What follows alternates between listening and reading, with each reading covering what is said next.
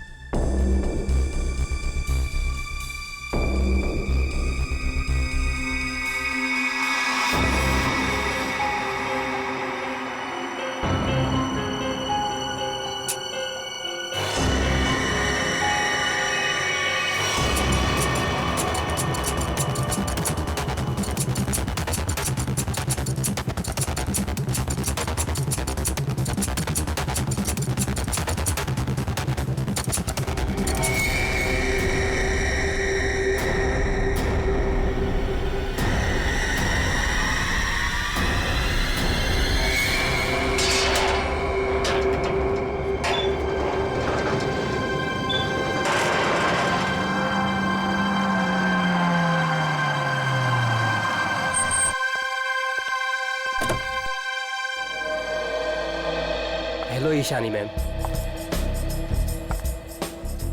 Makeup room ready है मेरा। हाँ मैम, जैसा आपको चाहिए बिल्कुल वैसा ही है, और आपका फेवरेट रूम फ्रेशनर भी है।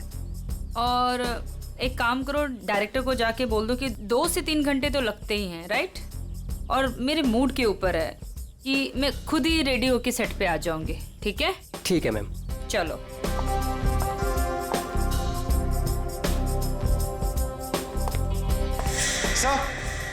सर ईशानी मैडम आ गए हैं। आ गई। बीबू जी देख, महारानी के तैयार होते ही आज का पूरा शॉट उसको अच्छे से समझा देना। जी सर। ठीक है, मैं उसके नखरे नहीं झेल सकता। Yes sir. सर अगर उसने मुझे थप्पड़ मार दिया तो खा लेना एक थप्पड़। स्पॉट सुन, ईशानी मैम का जूस और लो कैलोरी दही जल्दी से लाना, नहीं तो वो शूट कैंसिल कर देगी। सुनो, क्या मतलब है ये सब का? तुम लोग इधर उधर भाग रहे हो जैसे कि पता नहीं कोई शेरनी आ गई है। जाओ जल्दी से जाकर ईशानी को रेडी करवाओ। अब भी मैं डायरेक्शन टीम को बोल के आती हूँ।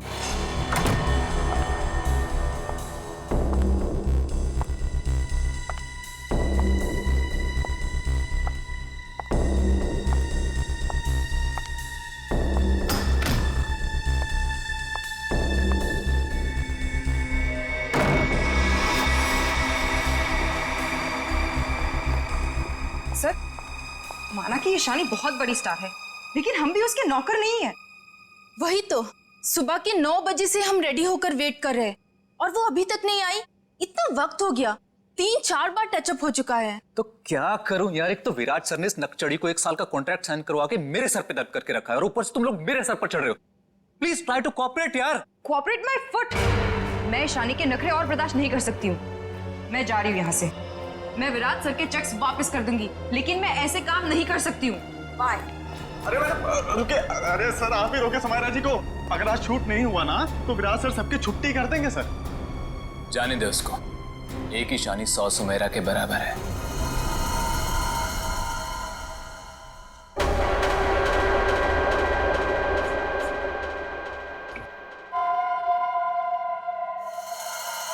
बीबू बहुत देर होगी, देखना कहां पर है, बुला उसको।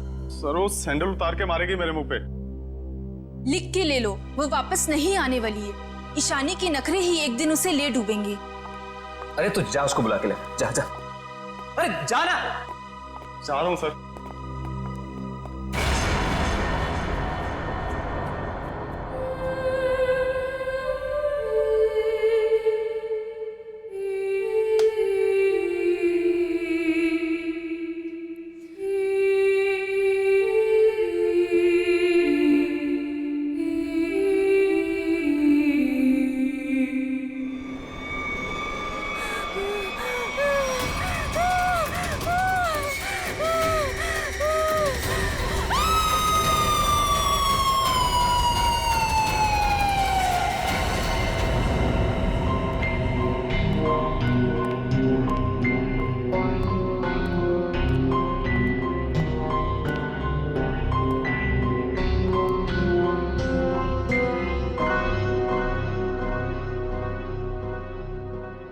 मैम मैम आप रेडी हैं तो मैं अंदर आ जाऊं?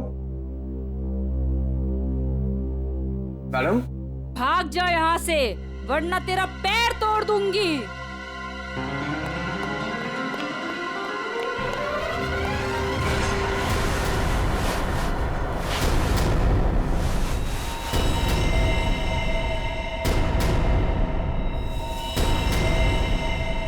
नहीं, उसने कहा भाग जा तो भागकर मेरे पास आ गया, अंदर जाने की हिम्मत नहीं की। उनके बिना बोले मैं अंदर कैसे जाता? आप नहीं जानते सर, गला दबा देती वो मेरा। 3 घंटे से वो तैयार हो रही है, यहाँ शूटिंग का टाइम निकला जा रहा है, तुझे अपने गले की पड़ी है। मैं देखता हूँ, चलकर चलो।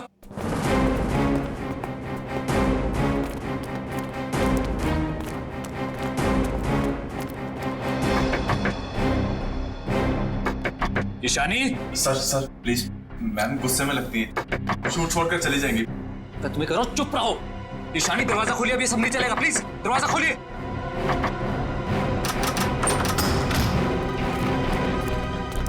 अरे मैम, ये हेड क्यों पहनी आपने? ये तो ब्रीफिंग में है ही नहीं। मैम ऐसे बैठे क्यों हैं? क्या अकड़ है इस औरत के अंदर। ईशानी जवाब दो, हमारी तरफ देखो। ईशानी, ईशानी।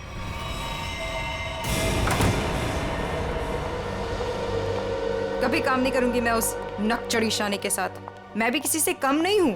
अरे इतना टेंशन क्यों ले रही हो तुम देखना, मैं तुम्हें इससे बड़ा काम दिलाऊंगा। मैं अभी मम्मी को फोन करके बता देती हूँ कि आज मैं लेट आऊंगी। ठीक है, तुम मम्मी को फोन कर लो, हम तुम्हारा अंदर इंतजार करते हैं। ठीक है, मैं अभी आती हूँ। ठीक है।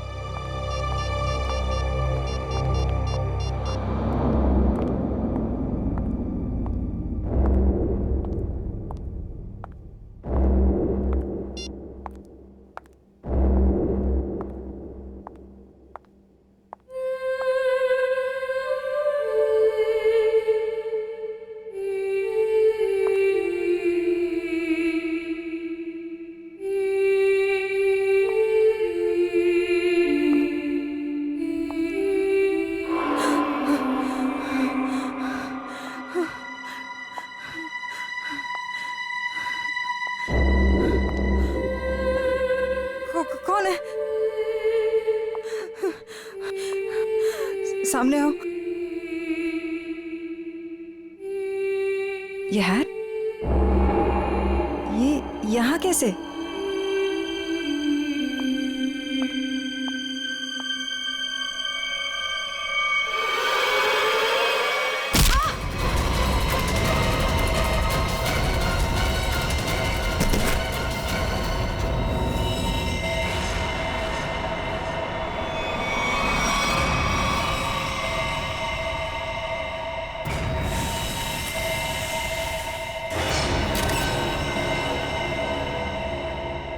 बेरहमी से गला काट दिया। हाँ सर, ये अजीबोगरीब मेकअप और ये लाल रंग की हैट भी रखी।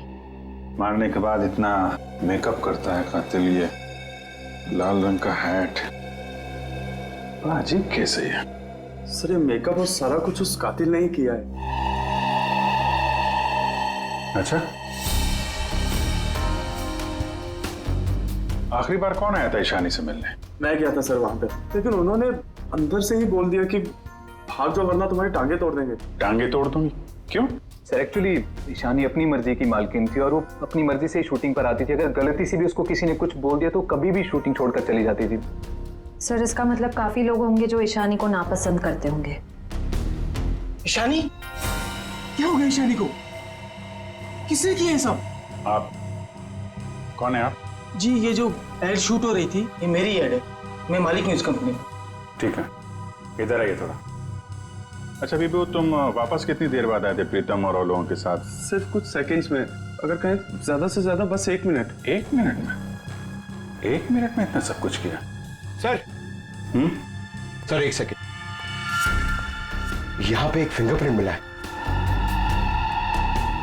और बाकी सब कपड़े ठीक है, मगर बस ये तो देखिए सर, ऐसा लग रहा है किसी ने कैंची से काटा है सर।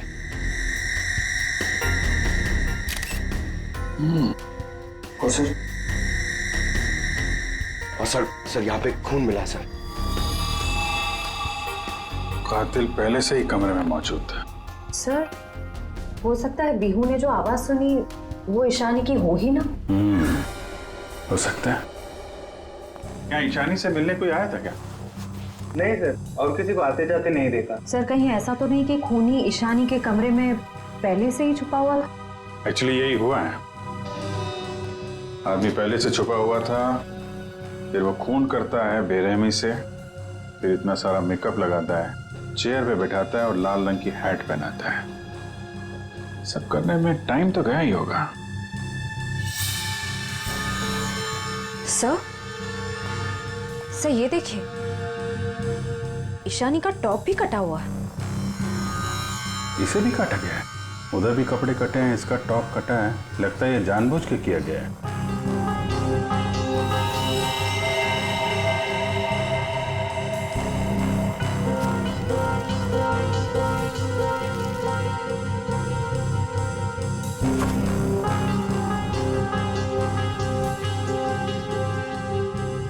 सर ये कॉटन सॉक्स लगता है मेकअप करने में इस्तेमाल किया गया है। वंश, ये सारी चीजें और बॉडी को फोरेंसिक लैब भेजो। तब तक हम लोग जरा बाहर देखते हैं। सर बहुत ही अजीब बात है, किसी ने भी खूनी को आते जाते देखा ही नहीं। आने जाने की तैयारी पहले से कर रखी थी खूनी ने, नाकाम किया और निकल भागा। पर सर ऐसी कैसी तैयारी की होगी कि यूनिट के किसी भी मेंबर ने उसे नहीं देखा? इतना हंगामा हो गया यहाँ पे और ये बैठा सो रहा है। जी साहब। यहाँ से किसी को आते जाते देखा तुमने? साहब मैं तो अभी 5 मिनट पहले ही आया हूँ। 5 मिनट पहले? ये शूटिंग का टेम्पो है ना? हाँ साहब, ये शूटिंग का ही टेम्पो है। तो ये टेम्पो अभी बाहर कब गया था? साहब यही कोई 1:30-2 बजे के आसपास। 1:30-2 बजे? सर उसी दौरान तो ईशानी का खून हुआ था।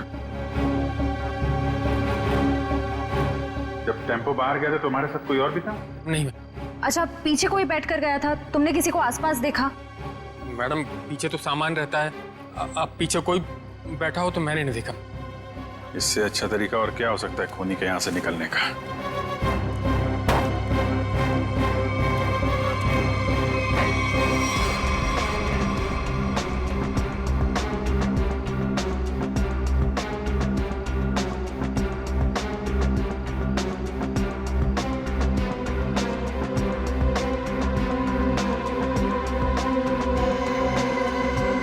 पीओपी का टुकड़ा?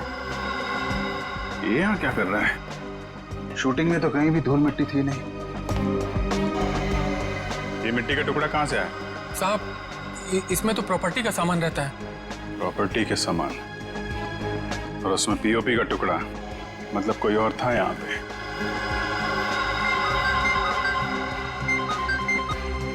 हेलो, क्या? कहाँ पे?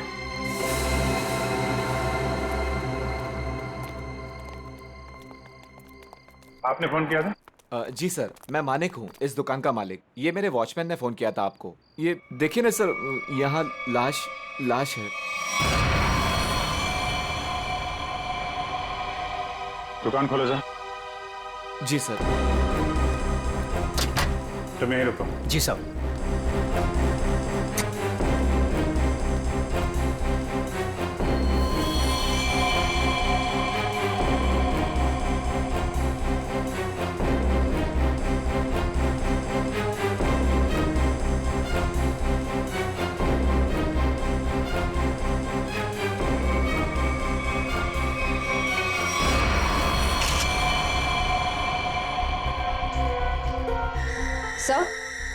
सर इसे भी बिल्कुल ईशानी की तरह मारा गया है। ये देखिए, किसी पतली धार वाली चीज से इसका गला काटा गया है।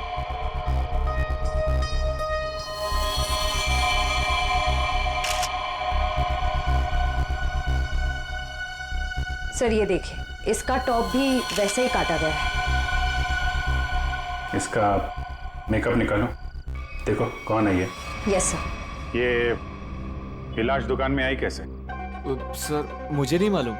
दुकान तो बंद थी ना, आपने ताला खोला है, तो ये क्या लाश अपने आप आ गई यहाँ पे? सर मैं क्या बताऊं, ये सब कैसे हुआ? ये लाल टोपी और इसके कपड़े भी मेरी दुकान की नहीं है, और मैं इस लड़की को तो पहली बार देख रहा हूँ। सर मेकअप निकल गया। ये तो समायरा है ना? इसकी भी मॉडलिंग वाली फोटो हमने देखी थी वहां पे। हाँ सर। ये दुकान की चाबी आपके अलावा किसके पास रहती है? मेरी पत्नी सोनाली के पास, लेकिन वो तो पटना गई हुई है। अच्छा,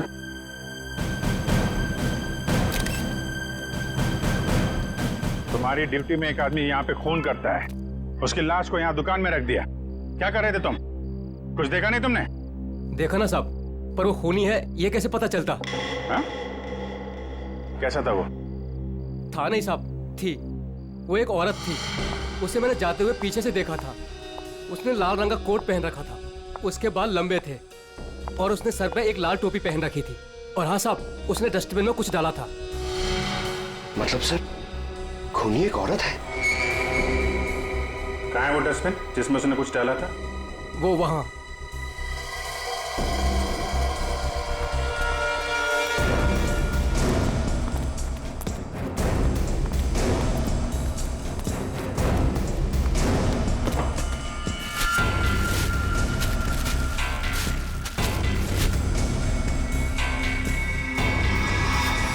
तो ये तो फिशिंग का सामान है, मछली पकड़ने का कांटा वाटा। सर ये टंगूस पे खून लगा है।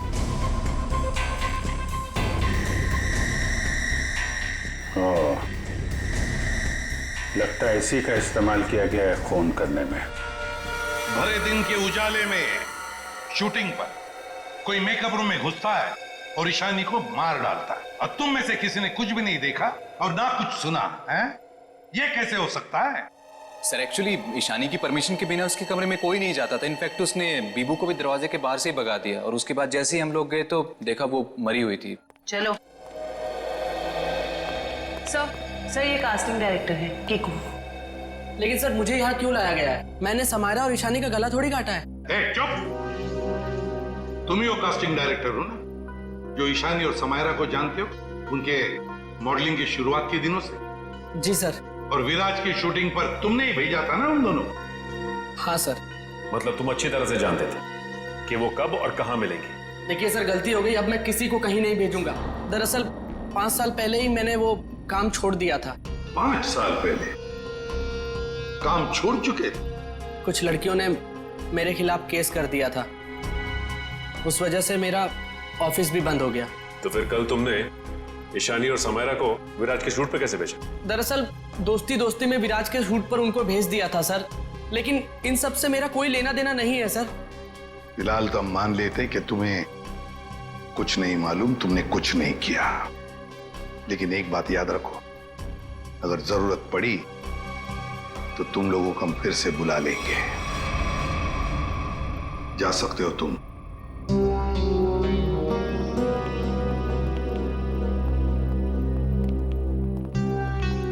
इन तीनों पे कड़ी नजर रखनी पड़ेगी।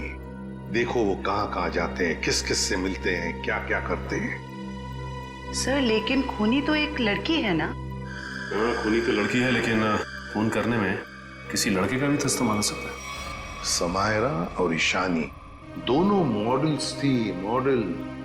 लाल टोपी, मारने के बाद सफेद रंग का अजीब मेकअप, मारने के लिए फिशिंग का सामान, और फिर उन दोनों खून में सब कुछ बिल्कुल एक जैसा। तो एक बात समझ में नहीं आई कि खूनी ने ये मछली पकड़ने का सामान क्यों इस्तेमाल किया खून करने के लिए? सर बहुत ही अजीब है ये खूनी, और एक ही दिन में 2 मॉडल्स को मार डाला इसने।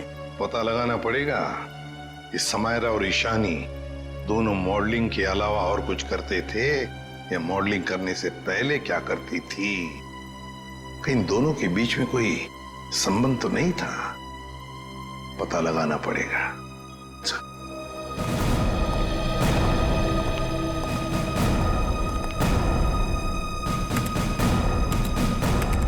तो 2009 में समायरा और ईशानी ब्यूटी रिबन नाम की मॉडलिंग एजेंसी में काम करते थे, जिसका मालिक ये कीकू था। Kiku, casting director Kiku. इस कीकू के बंद पड़े ऑफिस में जाना पड़ेगा, देखना होगा शायद इसके बाकी मॉडल्स की भी जान को खतरा हो। और ये भी हो सकता है कि हमें उस औरत के बारे में कोई सुराग मिल गया है।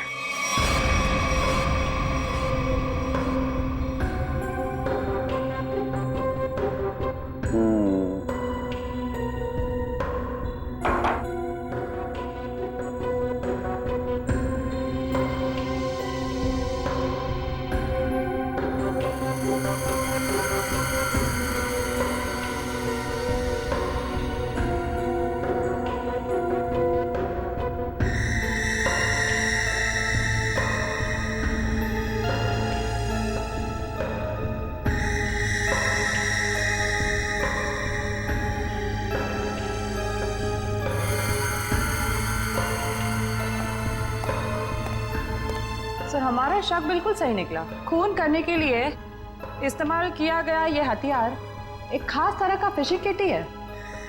सर आप सुन रहे हैं मैं क्या कह रही हूँ? हाँ सुना तारिका, लेकिन मैं फिलहाल किसी और काम में हूँ। क्या? खूनी का कद नापने में। अरे वाह सालुंखे, खूनी के कद का पता लगा लिया तूने?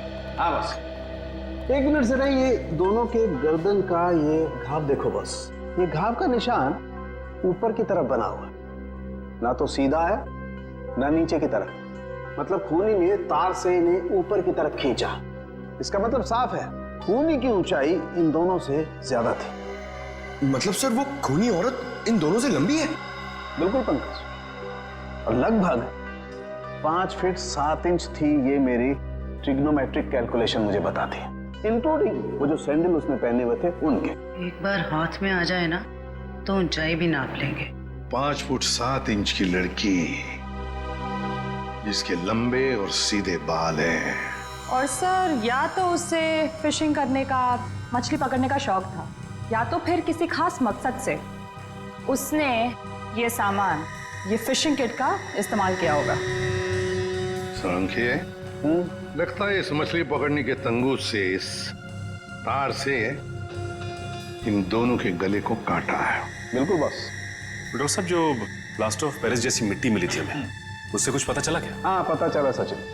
बॉस वो सामान मूर्ति बनाने के काम में आता है। मूर्ति बनाने का? बॉस टेस्ट चल रहे हैं, बाकी का भी पता चल जाएगा। तो कब बताएगा सालुंखे? बताऊंगा थोड़ी देर में, लेकिन एक खास बात और बताना चाहता हूँ। वो क्या है? बॉस ये देखो, ये है वो तार जिससे खूनी ने इनका गला काटा। खूनी जब इनका गला काटने की कोशिश कर रहा था, इन लोगों ने अपने बचाव में हाथापाई की होगी। उसी झड़प के दौरान खूनी का पलक का एक बाल मुझे इस तार पर से मिला है। मतलब तू अब इस बाल का डीएनए टेस्ट करेगा, है ना? करना ही पड़ेगा। एक खूनी लड़की जिसका कद 5 फुट 7 इंच है, जिसके सीधे और लंबे बाल है, जिसे मछली पकड़ने का शौक है और शायद मूर्तियां बनाने का भी। बस इतना भी काफी है हमारे लिए इस लड़की को ढूंढने के लिए।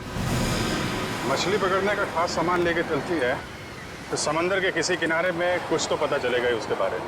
पर सर हमें सिर्फ उसकी ऊंचाई, उसके काले सीधे बाल और उस टोपी के बारे में पता है। सिर्फ इतनी इंफॉर्मेशन के बलबूते पर उस तक पहुंचना थोड़ा मुश्किल लगता है सर। कोशिश तो करनी पड़ेगी श्रेया, अपने आप तो चल के आएगी नहीं हमारे पास है। हाँ वंश, इन्हें बता दिया ना हमें किस लड़की की तलाश है? जी सर। हाँ तो क्या जानते हैं उस लड़की के बारे में आप? साहब आप लोग ऐसी औरत के बारे में जानना चाहते हैं ना जो मछली पकड़ने के लिए बोट का इस्तेमाल करती है? बिल्कुल। ऐसी तो बहुत औरतें आती है हमारे यहाँ पर। देखिए जिस लड़की की हमें तलाश है वो लंबी लड़की है, 5 फुट 7 इंच की होगी, लंबे बाल हैं, सीधे बाल हैं, और उसकी उम्र तकरीबन 25 से 30 साल के बीच में। लंबे बाल, 25 से 30 साल की उम्र, ऐसी 2-3 लड़की आती है हमारे यहाँ पर। हमें उनके नाम और पते चाहिए। आप जब वोट देते हैं तो नाम पते तो लिखते होंगे ना? जी साहब।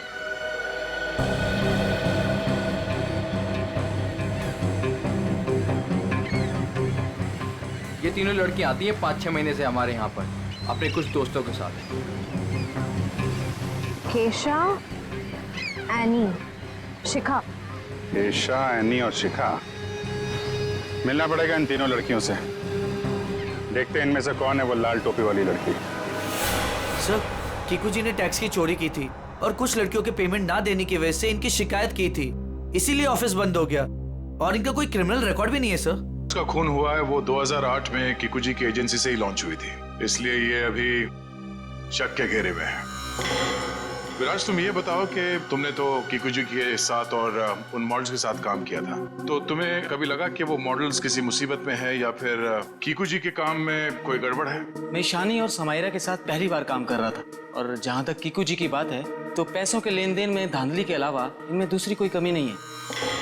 सर, इन तीनों मॉडल्स के कद, रंग और बाल खूनी से कुछ हद तक मिलते जुलते हैं। एक काम करो, इन सबसे पूछताछ करो कि मॉडलिंग के अलावा ये लोग क्या काम करते हैं, क्योंकि इंफॉर्मेशन ये है कि आजकल इनमें से कहीं मॉडलिंग नहीं करती।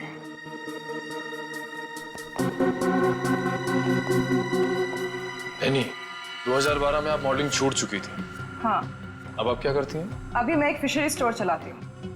शिखा, राइट? जी। आप एक प्रिंट मॉडल है, ये तो हम जानते हैं। इसके अलावा क्या करती हैं? मैं कुछ भी नहीं करती।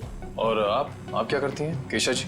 मैं मूर्तियाँ बनाती हूँ। मूर्तिकार, ठीक है, थैंक यू।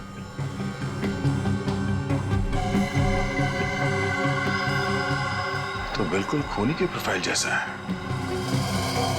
कंपनी का नाम रेड इंक, मेरा शक सही है। इस एजेंसी के मॉडल्स का ही कुछ राज है। सर, एनी, केशा और डॉली, उन तीनों के प्रोफाइल्स कुछ उन्हीं से मिलते जुलते हैं। सर, इनका संबंध मूर्तियां बनाने और फिशिंग से भी है। तो इनका प्रोफाइल, पेशा दोनों शक के दायरे में है। एक काम करो, इन तीनों को ब्यूरो लेके चलो। सर, खूनी लड़की ने जिस तरह के कपड़े पहने थे उस तरह के कपड़े आ गए सर। Very good. पंकज, इन तीनों के नंबर्स हैं ना हमारे पास? Yes sir. सेलफोन नंबर्स जरा ट्रेस करो, देखो जब उन दोनों लड़कियों के खून हुए तब ये तीनों कहां थी। Yes sir. जयंती, सर। ले जाओ जी, आप तीनों मेरे साथ आइए। कहाँ? अभी बताती हूँ, आओ।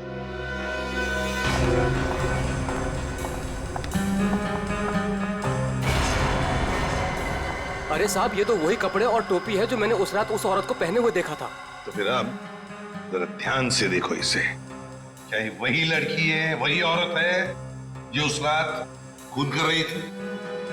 सर, मैंने उस औरत का चेहरा सामने से नहीं देखा था, उसे जाते हुए मैंने पीछे से देखा था। जाते हुए देखा? जी सर। ठीक है, केशा जरा वहां तक चल के दिखाओ। सर, ये कैसी जांच है आपकी? जितना कहा है उतना ही करो।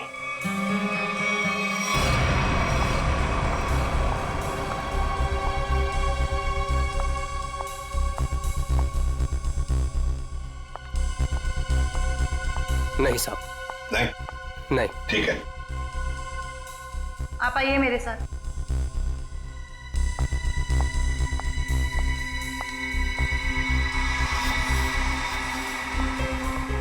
रुको, वहां तक वॉक करके आओ।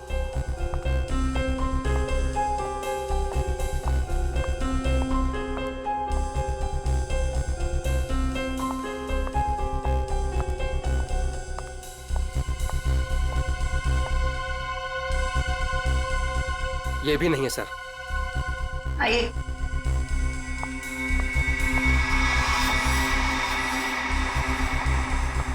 सर, इन्हें तो कपड़े काफी अच्छी तरह से फिट हो रहे हैं। हाँ, दिख रहा है।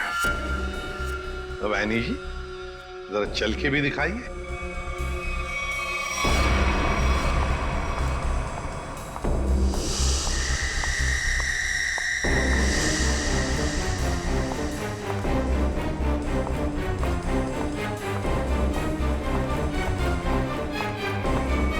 यही है सर, बिल्कुल यही है सर।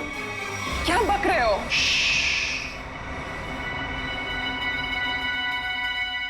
सर, जिस वक्त समायरा का खून हुआ था, आनी का फोन उसी एरिया में था। सुना है नहीं? उसी इलाके में था तुम्हारा फोन जिस वक्त ईशानी और समायरा का खून हुआ था। तुम जा सकते हो। और मैं? आपको तो रुकना ही पड़ेगा। सर, मैं क्यों नहीं जा सकती?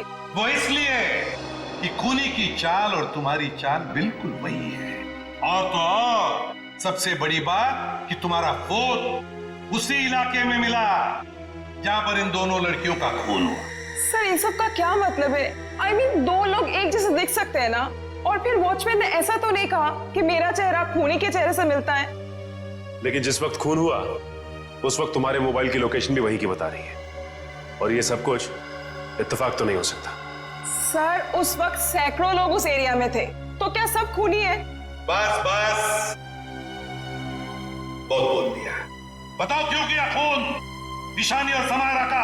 सर आप मुझ पे दो दो खून का आरोप लगा रहे हो, मैंने कुछ नहीं किया ऐसा। अभी तो सिर्फ आरोप लगाया है, सजा मिलनी तो अभी बाकी है। सजा?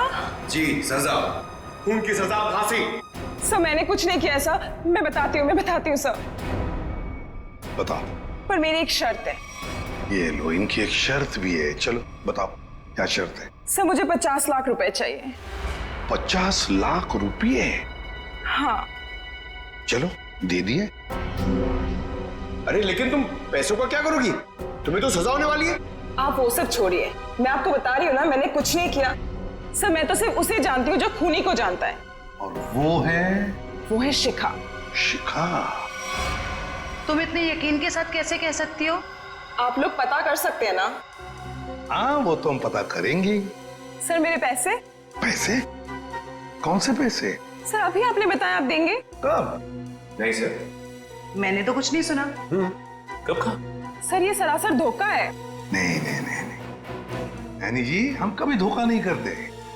हाँ धोखा जरूर करते हैं जब कोई कानून के साथ खिलवाड़ करता है, तब कभी कभी सीआईडी वाले धोखा देते हैं।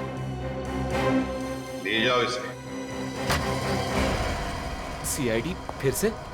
अब क्या कर दिया मैंने? आपने क्या किया है क्या नहीं ये तो हम पता लगा लेंगे, लेकिन आप एक नंबर के झूठे हैं ये पता चल चुका है। क्या मतलब है आपका? आपने कहा आप समायरा को नहीं जानते? 2009 में समायरा ने आपकी कंपनी रेडिंग के लिए मॉडलिंग की थी, सच है? रेडिंग? इसे कैसे ढूंढ लिया आपने? हमें पता चल चुका है। 2009 के रेडिंग के फोटोशूट कैंपेन में ईशानी और समायरा दोनों ने मॉडलिंग की थी, है ना? मैम ये कंपनी मेरे नाम पे तो थी, लेकिन मैं इस कंपनी का मामूली सा छोटा सा पार्टनर था। आप इस कंपनी के असली मालिक से क्यों नहीं पूछते? असली मालिक कौन है? चैताली। आप उससे क्यों नहीं पूछते? चैताली? इस केस में पहली बार ये नाम आया। कहाँ रहती है वो?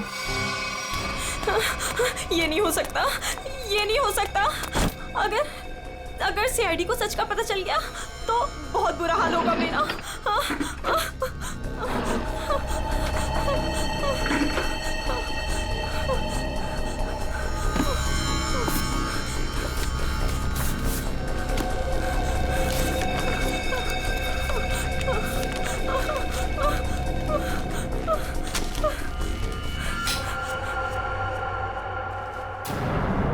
कौन है?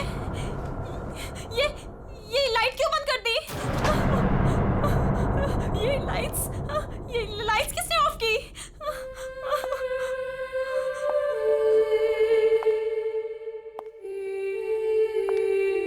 कौन है वहां? कौन है वहां?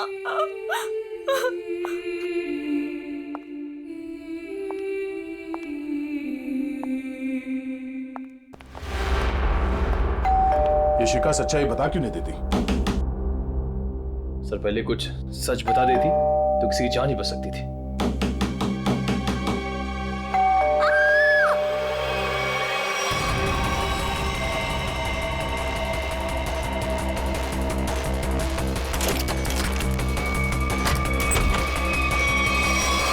शिखा, शिखा, शिखा,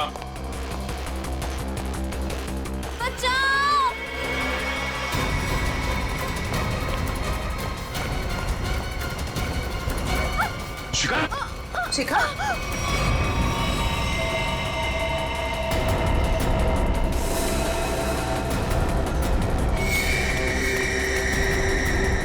नस कटी नहीं है। इशिता जल्दी एम्बुलेंस को बुलाओ, जल्दी। भाग गई, कोई बात नहीं, बच के जाएगी कहाँ? सर को जलाने की कोशिश भी की गई है। दोनों। शिखा,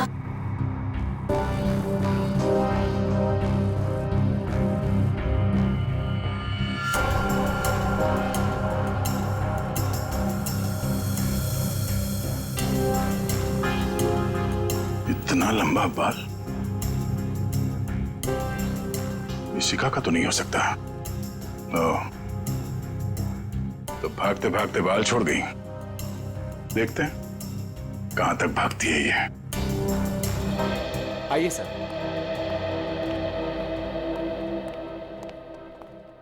सर मैं यहाँ तब से नहीं आया जब से मेरी और चैताली की हिस्सेदारी वाली कंपनी बंद हुई है। पता नहीं है वो कहाँ है। घर की अच्छी तरह से तलाशी लो, देखो क्या मिलता है।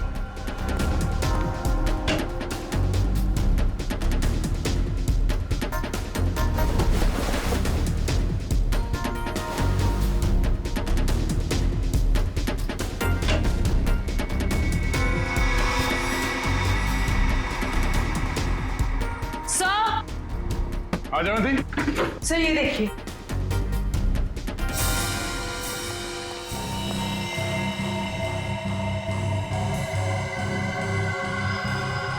ये तो उस खूनी का पहना हुआ है। सर इस बंद पड़े घर में यहाँ कैसे आ गया? चलो निकालो उसे बाहर।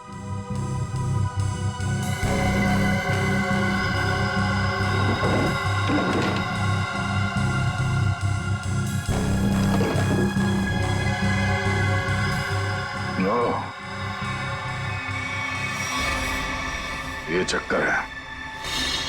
सारंगे, शिखा के घर की खिड़की से हमें एक बाल मिला। जरा मैच करके देख पलक के बाल से। ये रहा वो बाल सर, उस खूनी लड़की का बाल। बॉस, ये बाल हमारे किसी काम का नहीं है, बेकार सबूत है। क्या मतलब? मतलब ये बॉस के खूनी के पलक का डीएनए रिपोर्ट आ चुका है। तो खूनी कोई लड़की नहीं है, खूनी एक आदमी है। एक आदमी है जिसकी उम्र 40 से 45 साल। ये टोपी, लंबे बाल, सैंडल, ये सब धोखा है। तो मतलब खूनी कोई लड़की नहीं, बल्कि लड़की की भेष में आदमी है। ऐसा क्यों किया उसने? लड़की के भेष में क्यों? खून करने के और भी आसान तरीके थे उसके पास। लगता है ये खूनी कोई सरफिरा है।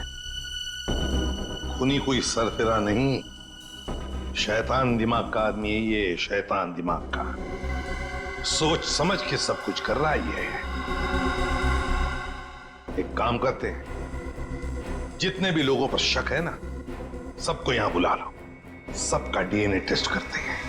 आप बताते क्यों नहीं कि हम सब लोगों को यहाँ पर क्यों लेकर आए हैं? ऐसी जगह लाए हैं कि हमारा कोई टेस्ट होने वाला है और आप लोगों को हम सब पे शक है कि हमने खून किया है। लगता है हम सब बिना जुर्म के सजा भुगतने वाले हैं। बस बहुत हो गया। खूनी को ढूंढने का हमारे पास यही एक रास्ता है। और वैसे खूनी का बहुत ही खास सुराग मिला है हमें। डॉक्टर साहब बिल्कुल ठीक है। दरअसल क्या है, खूनी चाहे कितना भी होशियार हो, कितना भी चालबाज हो, कोई ना कोई क्लू हम लोगों के लिए छोड़ जाता है। और इस बार भी खूनी एक क्लू छोड़ गया है, और वो क्लू है पलक का एक बाल। देखिए, मैं ऑडिशंस लेता हूँ। लड़कियां सजती हैं, संवरती हैं, अपनी पलकों को भी सजाती हैं, तो इन सब से हमारा क्या लेना देना? तुम्हें बड़ा यकीन है कि खूनी एक लड़की ही है? सबको मालूम है कि लंबे बालों वाली लड़की सबको मारती फिर रही है और आप। लेकिन हमें जांच तो पूरी करनी पड़ेगी ना। सर हमें करना क्या पड़ेगा सर? ज्यादा कुछ नहीं, आप में से हर किसी को अपने पलक का एक बाल देना होगा, और जिसका डीएनए हम उस खूनी के डीएनए से मैच करके देखेंगे। और वैसे भी जब आप लोगों ने कुछ किया ही नहीं है तो डरने की तो कोई बात ही नहीं है। जयवंती, देखिए, आ जाओ। चलो जाओ।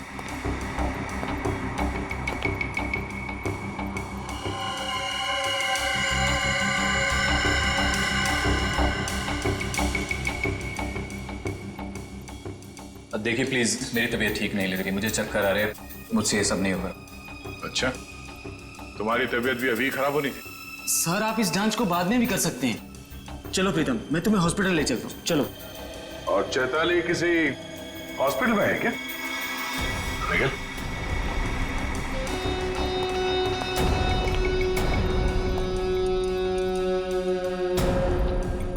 सही कह रहा हूं ना मैं? मिस्टर विराज या फिर चैताली का पति कहना बेहतर होगा।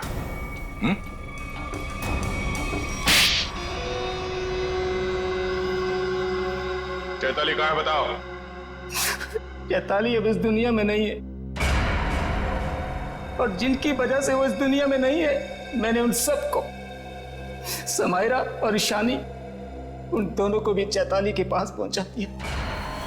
और जिस लड़की शिखा को आपने बचाया है, मैं उसे भी नहीं छोड़ूंगा। तुम सीआईडी के सामने किसी को जान से मारने की धमकी दे रहे हो मिस्टर विराज, बड़ी हिम्मत है तुम्हारे। घर में हमें पता चल गया था कि सारे खून के पीछे तुम्हारा ही हाथ है, और अब डीएनए टेस्ट से प्रूव भी हो जाएगा, लेकिन हम तुम्हारे मुंह से सुनना चाहते हैं।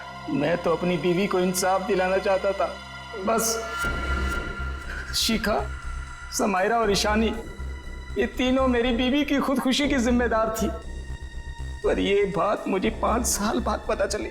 इतने सालों बाद तुम्हें कैसे पता चला कि ये तीनों तुम्हारी बीवी के मौत के जिम्मेदार है? ये 2009 की बात है।